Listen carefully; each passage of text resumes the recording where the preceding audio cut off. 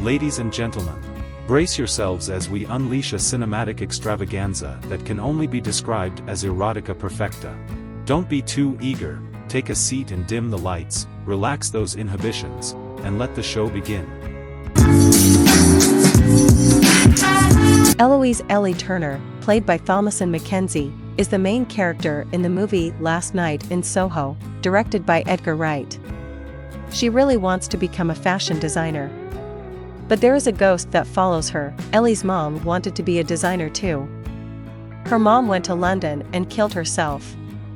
Now Ellie sees her reflection in every mirror. Just like her mother, Ellie loves the 1960s fashion and music and wants to move to London to study fashion. But her caring grandmother, played by Rita Tushingham, is worried about her. She can sense and understand things that other people can't, like a special connection to the world around her. After her college friends didn't like her clothes and made fun of her for being from Cornwall, Ellie decided to move out and live on her own.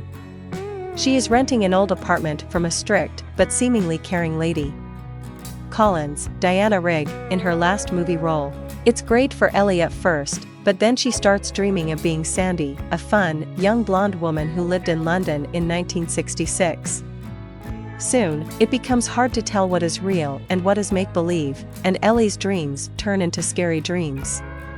Written with Christy Wilson Cairns, 1917, Wright's Last Night in Soho is funny and crazy, cool and stylish, but it gets confusing and messy in the second half. The beginning of the movie Last Night in Soho has great music that fits perfectly with Ellie's journey through London.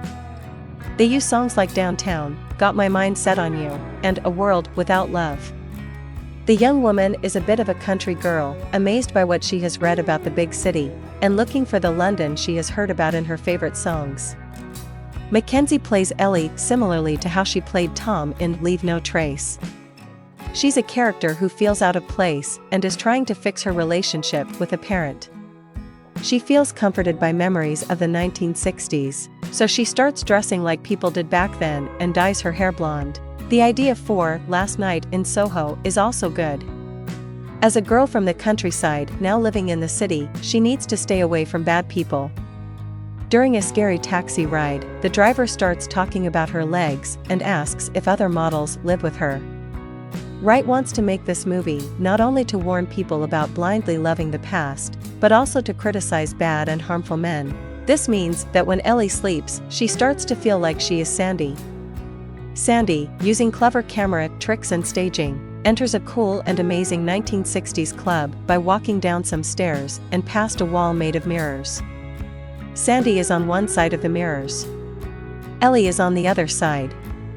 The two characters are completely different from each other. Unlike Ellie, who is shy, Sandy walks confidently like a runway model. She knows what she likes. She believes she has the solution to get it. The problem with Wright's movie is with the bad guy.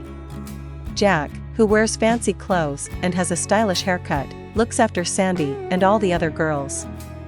Sandy doesn't know that Jack is a pimp.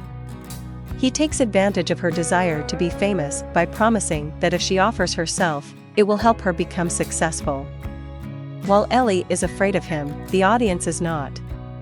Saying that Jack wouldn't make a hateable villain is wrong. But Wright doesn't develop that character enough for him to be more than just a scary figure. Wright became well known for Shaun of the Dead, a funny movie about zombies.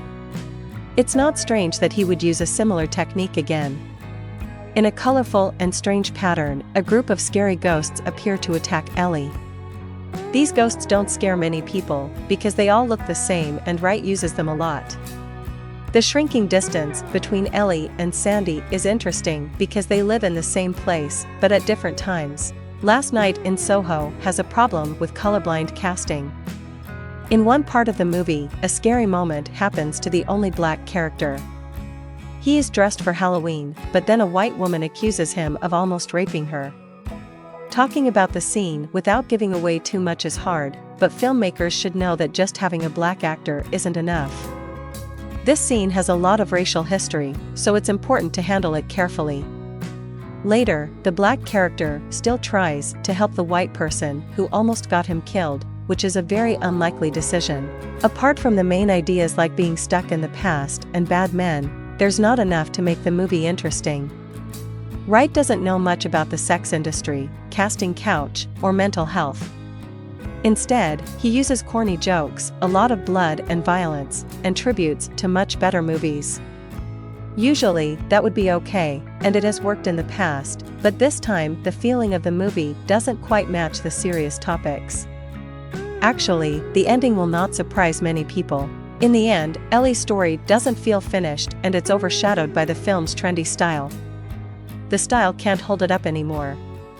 Wright's movie Last Night in Soho has great music and cool old-fashioned clothes by costume designer Odile Dixmiro, but it ends up being really boring. Thanks for watching our video. As we wrap things up, we want to say a big thank you for being a part of our awesome community. Don't forget to hit that subscribe button so you never miss out on our future adventures. We appreciate all the likes, comments, and support you've given us. It's because of viewers like you that we're able to keep creating great content. So stay tuned for more exciting videos coming your way. Remember, you're the reason we do what we do. Without you, our channel wouldn't be the same. So, until next time, take care, stay awesome, and keep spreading the positivity. See you soon.